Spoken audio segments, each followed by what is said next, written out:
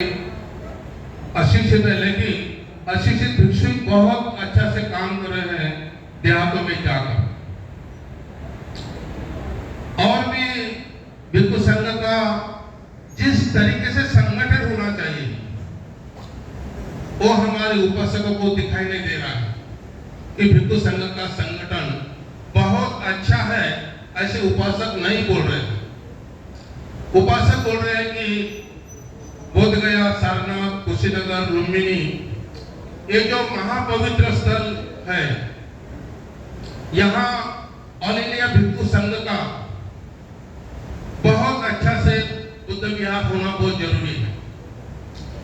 धर्म प्रचार के दृष्टि से भी और आने वाले पर्यटक उपासक उपासिका के लिए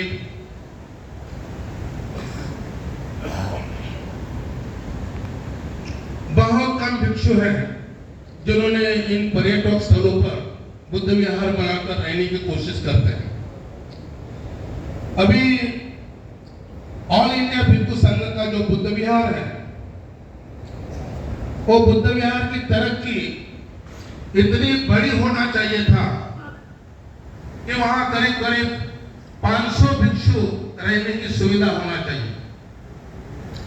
लेकिन मैं 20 साल से देख रहा हूं कि ऑल इंडिया भिक्षु संघ के विहार में कोई तरक्की नहीं है।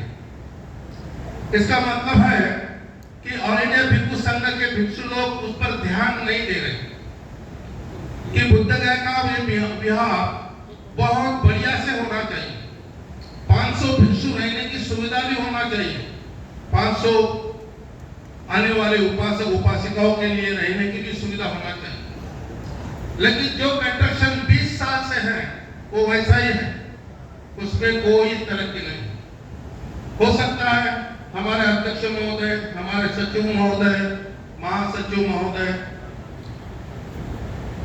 और हमारे जो भिक्षु संघ है कोई प्रश्न पूछते नहीं, कोई क्या तरक्की हो रही इसके बारे में सोचते नहीं।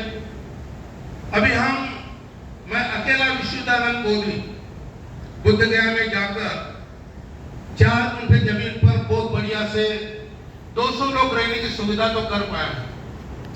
मेरा सपना है कि मैं लुम्बिनी में भी बुद्ध विहार बनूं, लेकिन मेरी तबीयत साथ नहीं दे रही। कोरोना काल में बहुत तकलीफ हुआ, उसकी वजह से अभी दिल्ली से काम करना उतना ठीक नहीं लग रहा।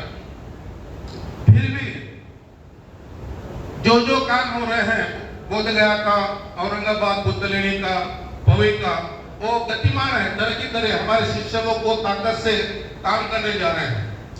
लेकिन मेरा ध्यान जो है बोधगया के ऑल इंडिया भिक्षु संघ के बुद्ध विहार के तरफ है। मैं बोधगया में रहता हूँ और बार बार उस रास्ते से जाता हूँ और हर दिन मैं उस विहार की तरफ देखता हूँ और बहुत दुखी होता हूँ। मन के पंचायत को लगेगा कि मैं उसके आदेश में हूँ, मैं उनके विरोध में नहीं हूँ। वो मेरे शत्रु नहीं है, मेरा शत्रु का कोई संबंध नहीं, कोई बाप दादा से दुश्मनी नहीं। लेकिन भिक्षु संघ के नाते जो काम होना चाहिए वो होने नहीं जा रहा। दूसरा प्रश्न और उठाऊंगा कि हमारा जो भिक्षु संघ है, मीटिंग लेना है, हर साल में हमारे सब भिक्षुओं को हिस्से देना है और कौन सा पद कितने साल तक रहना है इसका भी सोचना चाहिए।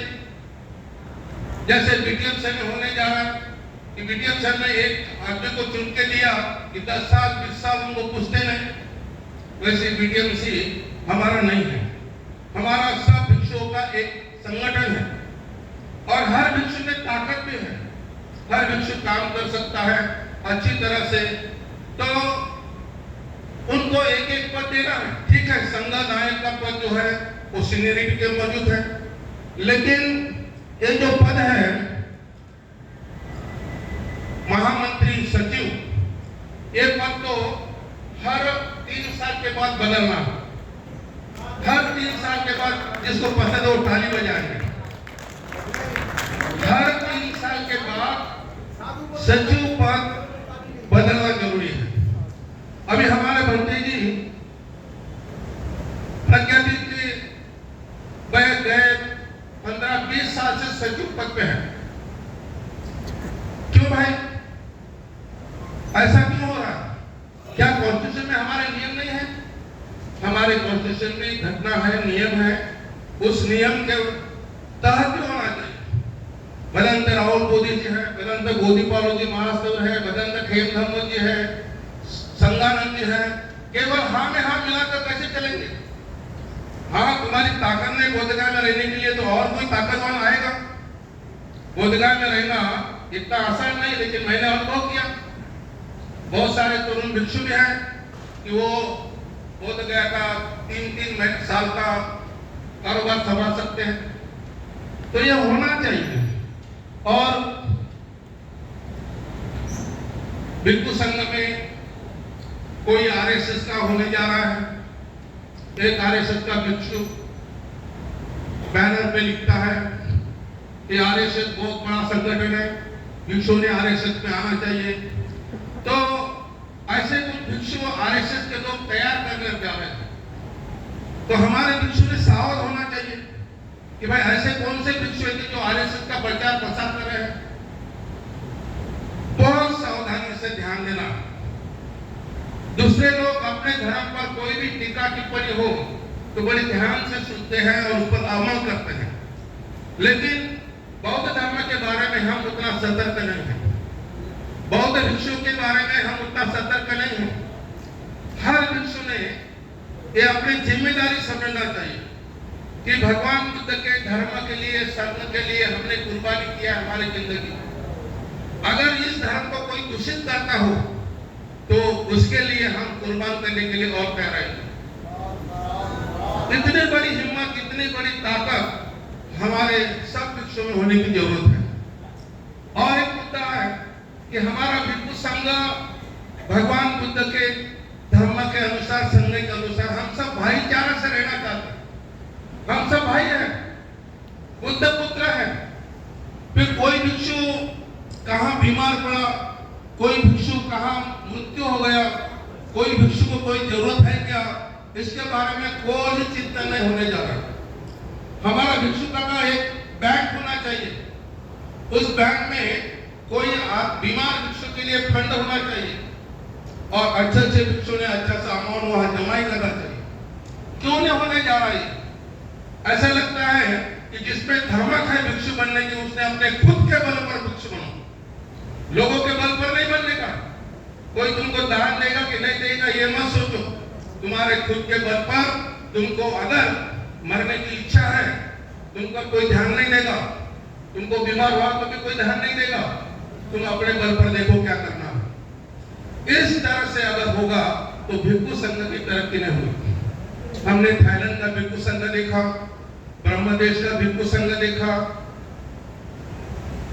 जापान में भी जाके देखे तो भिक्षु संघ का संगठन है और उस संगठन का भिक्षु कोई भी कोई प्रॉब्लम हो तो सब भिक्षु इकट्ठा आकर उस प्रॉब्लम को छोड़ते हैं।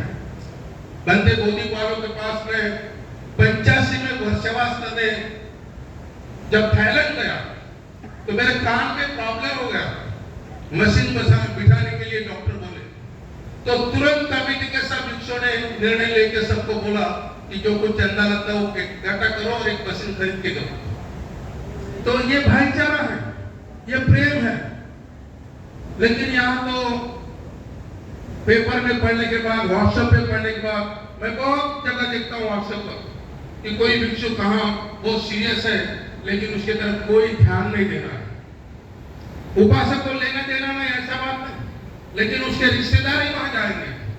अब मेरे को कोई रिश्तेदार नहीं, मैं मेरे माता पिता को इकलौता हूँ, भाई भी नहीं, बहन भी सब चले गए, माता पिता चले गए, फिर मुझे कौन देखेगा? अगर रिश्तेदार नहीं तो मैं बेवारस बन जाऊं। बहुत इच्छुक है दान करने के लिए। हमारे मुख्यमंत्री उत्तर प्रदेश के क्या नाम, योगी आदित्यनाथ, वो ऑलरेडी टकला करते हैं और कपड़े पहनते भगवे और जापान के लोगों को बताते हैं कि मैं बुद्धिस्ट मॉन्क हूं। अब अंग्रेजी में मॉन्क दोनों के लिए यूज करते हैं। अंग्रेजी में हिंदू साधु के लिए भी मॉन्ग होते हैं और बौद्ध भिक्षु के लिए भी मॉन्ग होते हैं। तो ये मॉन्ग बनकर जाते हैं और बुद्ध की मूर्ति दान करते हैं और अपने लोगों के लिए वहां से बहुत बड़े फंड लाते हैं। हमारे किसी भिक्षु ने, इतने बड़े बड़े भिक्षु है, विद्वान है, ज्ञानी है, पंडित है, डॉक्टर है, सब कुछ ज्ञान है कंप्यूटर का, विदेश में जाके आए हैं, लेकिन अपने देश के हित के लिए कोई प्रस्ताव रख नहीं पाए, कोई बड़ा फाइनेंस लेके नहीं आ पाए। तो हमारी जो कुछ पहचान है बौद्ध बोल के, हम बौद्ध है, बौद्ध भिक्षु इंडिया में है, ये पहचान विदेश के लोग में नहीं है। जापान के लोग को मालूम ही नहीं कि तुम बौद्ध भिक्षु यहाँ काम करते हैं। अभी अभी थाईलैंड के लोगों को मालूम होने जा रहा है। तो थाईलैंड के लोग का आना जाना शुरू हो गया, दान देना शुरू हो गया, मूर्ति देना शुरू हो गया। तो तुम लिखो मेल पे, उनको बताओ कि हम भी बुद्ध धर्म का प्रचार करने जा रहे हैं। तो ये बड़े विद्वान भिक्षुओं का काम है, उन्होंने करना चाहिए। मैं एक ही बात पर ध्यान केंद्रित करना चाहता हूँ कि बौद्ध धर्म का डेवलपमेंट इंडिया में कैसा हो, बौद्ध धर्म के प्रचार और प्रसार ज्यादा से ज्यादा हो, अच्छे से अच्छे काम करें। हमारा ऑल इंडिया भिक्षु संघ का बिल्डिंग 10 माले की बिल्डिंग हो और 500 भिक्षु हो, रहने की सुविधा हो, हमेशा के लिए वहां भिक्षु रहना चाहिए। और भिक्षु के लिए कोई चार्ज नहीं होना चाहिए, भिक्षु के लिए फ्री में रहना चाहिए, भोजन भी वहां होना चाहिए और सब बातों का इंतजाम होना चाहिए। कोई भिक्षु वहां 3 महीने वर्षवास करना चाहता है तो सुविधा देना चाहिए।